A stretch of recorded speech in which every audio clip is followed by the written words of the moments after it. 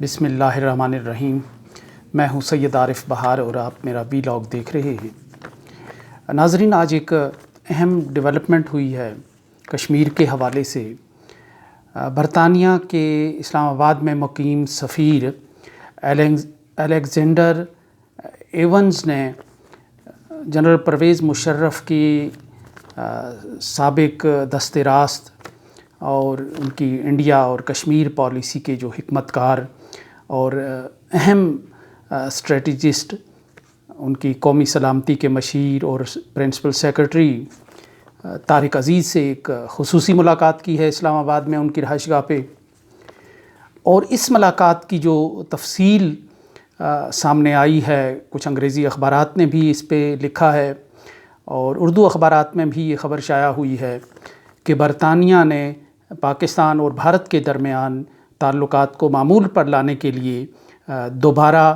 سرگرم ہونے کا فیصلہ کیا ہے، دوبارہ اپنا ایک کردار ادا کرنے کا فیصلہ کیا ہے۔ اور اس حوالے سے یہ ملاقات اہم تھی کہ برطانیہ کے جو قائم مقام ہائی کمشنر ہیں، انہوں نے طارق عزیز سے اس دور کی جو ایک پیس پروسیس تھا، جس کو امریکہ کے ساتھ ساتھ برطانیہ بھی فیسیلیٹیٹ کرتا تھا، برطانیہ نے بھی اس میں ایک بڑا اہم کردار ادا کیا تھا، سری نگر سے لے کر مظفر آباد تک اور دہلی سے اسلام آباد تک برطانیہ کا ایک الگ کردار تھا اس میں۔ تو اس پیس پروسیس کی جزئیات پر، اس کی تفصیلات پر طارق عزیز سے بات کی، اور پھر یہ اس کی جو ساری رپورٹ ہے وہ برطانیہ بھیجی جائے گی برطانوی گورنمنٹ کو، اور وہ اپنا رول جو ہے دوبارہ متعین کرے گی اس حوالے سے پاکستان اور بھارت کے درمیان تعلقات کی نارملائزیشن کے لیے۔ لیکن اہم بات یہ ہے کہ کشمیر اس کا ایک اہم حصہ ہوگا، اور جو کام کشمیر پر ہوا ہے اس کو آگے بڑھانے کے لیے گویا کہ جنرل پرویز مشرف کے فارمولے کے احیاء کے لیے برطانیہ نے بھی سرگرم ہونے کا فیصلہ کیا ہے۔ اور اس ملاقات کی جو تفصیلات سامنے آئی ہیں، اس میں طارق عزیز نے انہیں ان اقدامات سے آگاہ کیا جو اس وقت حکومت پاکستان نے لیے تھے یا جو دونوں ملکوں نے باہمی طور پر اٹھائے تھے، جن میں تجارت بھی تھی کنٹرول لائن پر، جن میں آمد و رفت کی بحالی بھی تھی، پانی کے چھوڑنے کے حوالے سے بھی کچھ غیر تحریری قسم کے معاہدات تھے۔ اور پھر یعنی ان اعتماد سازی کے اقدامات کا جو الٹیمیٹ نتیجہ ہے وہ کشمیر پر ایک بامانی اور فیصلہ کن بات چیت کی صورت میں برآمد ہونا تھا۔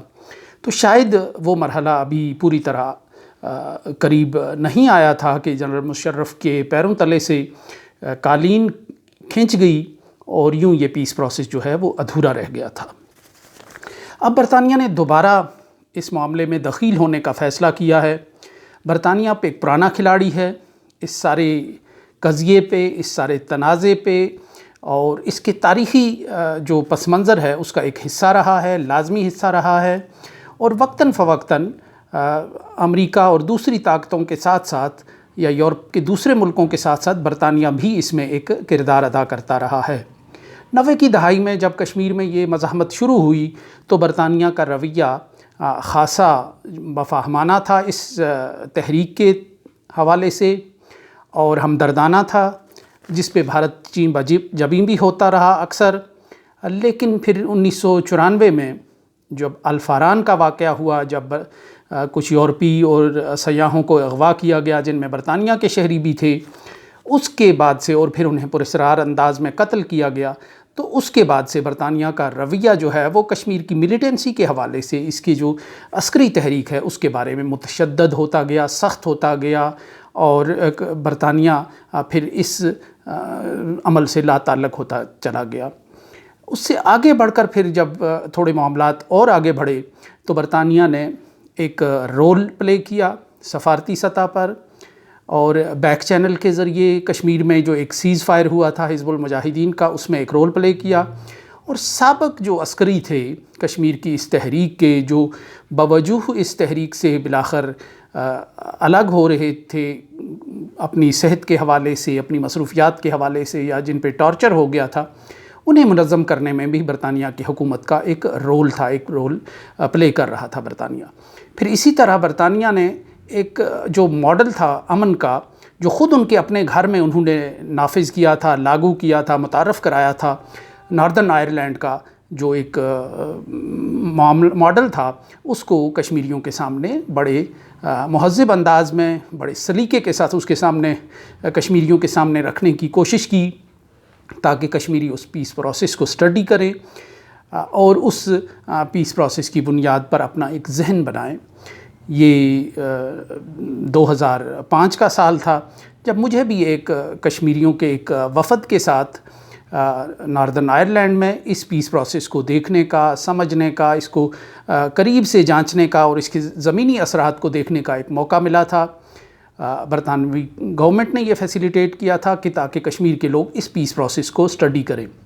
لیکن اس میں پھر وہ مرحلہ نہیں آیا کہ جب دل بڑا اور جی کڑا کر کے برطانیہ کے وزیر خارجہ نے یہ بات کہی تھی کہ برطانیہ کے شمالی آئرلینڈ میں کوئی سامراجی مفادات اور مقاصد نہیں ہیں۔ یہ اعلان جو تھا، یہ اس سے برف پگھلنے کا آغاز ہوا تھا آئرش ریپبلکن آرمی اور برطانیہ کے درمیان، اور اس کے بعد پھر جو برطانیہ کی جو آئرش ریپبلکن آرمی تھی اور اس کی جو مادر تنظیم تھی سن فین، جیری آدم جس کو لیڈ کر رہے تھے، اس نے پھر اس اعلان کے بعد برطانیہ کے ساتھ مذاکرات کا ایک فیصلہ کیا تھا۔ بھارت نے ایسا کوئی بڑا اعلان نہیں کیا، ایسا کوئی فیصلہ نہیں کیا، جس کا نتیجہ یہ نکلا کہ یہ پیس پروسیس جو ہے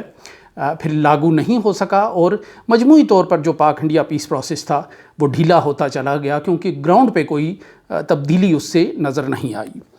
تو اس حوالے سے برطانیہ کا ایک رول رہا ہے، لیکن برطانیہ پھر اس میں وقتاً فوقتاً خاموش ہوتا چلا گیا۔ جب دونوں ملکوں میں کشیدگی بڑھ گئی تو برطانیہ نے بھی اپنا جو ہاتھ ہے وہ کھینچ لیا پاکستان اور بھارت کے درمیان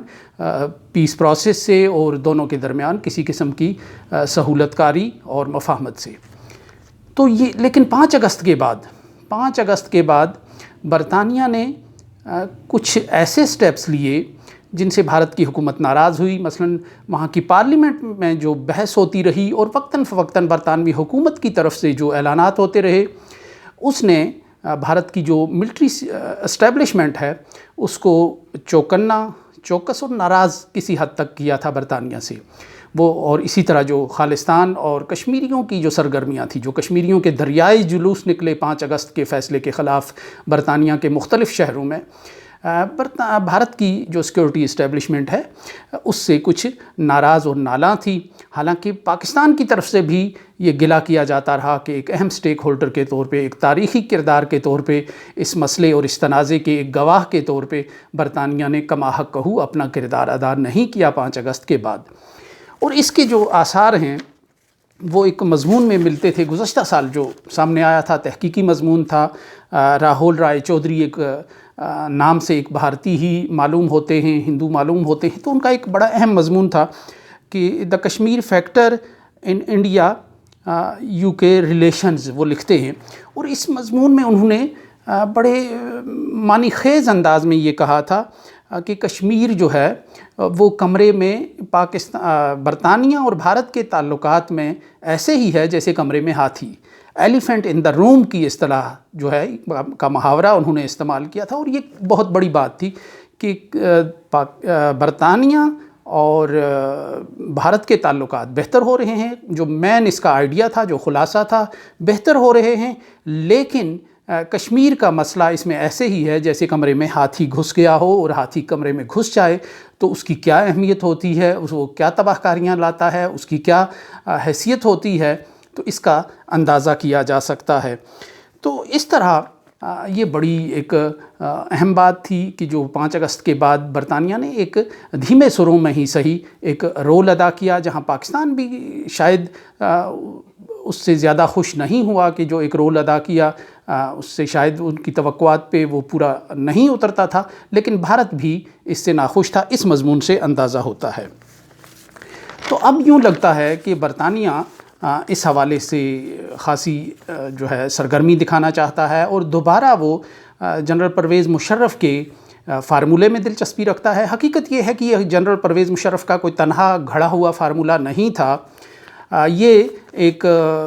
برسہ برس کی تحقیق کا نتیجہ تھا، جس میں کشمیر اسٹڈی گروپ جو امریکہ میں تھا، فاروق کاٹھواڑی صاحب جو ایک کشمیری النسل امریکن ہیں، ان کا ایک بڑا رول تھا۔ اسی طرح اس میں اے جی نورانی صاحب کی تجاویز کو سمویا گیا تھا، جو بھارت کے ایک معروف دانشور اور محقق ہیں۔ اس کے علاوہ بھی جتنے ٹریک 2 سیمینارز ہوئے تھے، ان کی جو تجاویز تھی ان کو بھی سمو کر پھر یہ 4 نکات کا فارمولہ بنایا گیا تھا، پیش کیا گیا تھا، جس کو جنرل پرویز مشرف نے شد و مد کے ساتھ پیش کرنے کا ایک فیصلہ کیا تھا، جس میں کشمیر کے تمام حصوں کی ڈی ملٹرائزیشن اور پھر اس میں آمد و رفت اور جوائنٹ کنٹرول وغیرہ 4 نکات اس فارمولے کے تھے۔ اور اب اس فارمولے پر دوبارہ برطانیہ نے کام کرنا شروع کیا، اور برطانیہ کے کام کرنے کا یہ مطلب نہیں ہے کہ وہ خلیجی ممالک کی طرح جیسے وہ سامنے آ رہے تھے اور کوئی ثالثی اور سہولت کاری کروانا چاہتے تھے۔ برطانیہ ایک پرانا کھلاڑی ہے، عالمی سیاست کا، علاقائی سیاست کا، اس خطے کے مزاج کو بہت قریب سے جانتا ہے اور تنازعات کا ایک کردار اور حصہ رہا ہے۔ اس لیے برطانیہ کا ایک جو سہولت کاری ہے یا ثالثی ہے، اس میں ایک بڑا ڈھنگ اور بڑا رکھ رکھاؤ ہوگا۔ وہ ایسے نہیں ہوگا کہ بندوق کی نال پہ کی بنیاد پر وہ لوگوں سے فیصلے کروائے گا۔ تو یہ ایک اہم بات ہے۔ جو طارق عزیز ہیں، وہ جنرل پرویز مشرف کی کشمیر اور بھارت پالیسی کے مدار المہام تھے، اور ان کو جنرل پرویز مشرف کے کلاس فیلو تھے، اور ازراہ تفنن بعض من چلے انہیں گلاس فیلو بھی کہتے تھے اس دور میں۔ ہم بھی بہت بار یہ چیز ان کے کلاس فیلو اور گلاس فیلو کی یہ اصطلاح استعمال کیا کرتے تھے۔ تو یہ ایک بڑے اہم آدمی ہیں، ان کی اس پالیسی کے بڑے حکمت کار تھے، ان کی ملاقاتیں ہوتی رہیں۔ ادھر سے قومی سلامتی کے مشیر طارق عزیز تھے، ادھر سے ایس کے لامبا اور برجیش مشرا تھے مختلف اوقات میں، تو ان کے ساتھ مختلف معاملات پر گفتگو ہوتی رہی۔ لیکن چونکہ یہ وزارت خارجہ کے چینل سے، وزارت خارجہ کی فائلوں سے، کیمرے کی آنکھوں سے اوجھل اور باہر تھی، شاید اس لیے اس کو اونرشپ نہیں ملی۔ اور ٹریک 2 کا جو اور غیر سرکاری ڈپلومیسی کا انجام بالآخر یہی ہوتا ہے، وہ کامیاب ہو گئی تو کامیاب ہوتی ہے، انقلاب ہوتی ہے، اور ناکام ہو گئی تو بغاوت کی طرح پھر اس کا کوئی والی وارث نہیں ہوتا، وہ بے گور و کفن لاش کی طرح پڑی ہوتی ہے۔ یہی اس ٹریک 2 ڈپلومیسی کا انجام بھی ہوا تھا کہ جب پاک بھارت کشیدگی پھیل گئی تو پھر اسے کوئی اونرشپ دینے والا نہیں تھا۔ تو برطانیہ کے سرگرم ہونے کا فیصلہ ایک بہت اہم فیصلہ ہے، اور اس سے لگتا ہے کہ نہ صرف پاکستان اور بھارت کے درمیان پیس پروسیس کے ایک امن عمل کے احیاء کی بات ہوگی کا عمل شروع ہوگا، بلکہ اس کے ساتھ ساتھ کشمیر پر جو ڈیولپمنٹس رک گئی تھیں یا رول بیک ہو گئی تھیں، وہ دوبارہ شروع ہوں گی اور معاملات آگے کی طرف بڑھتے چلے جائیں گے۔ بہرحال ہمیں اچھے کی امید رکھنی چاہیے اور اچھے کی توقع کرنی چاہیے اور دعا کرنی چاہیے۔ اس کے ساتھ ہی اجازت دیجیے۔ اللہ نگہبان۔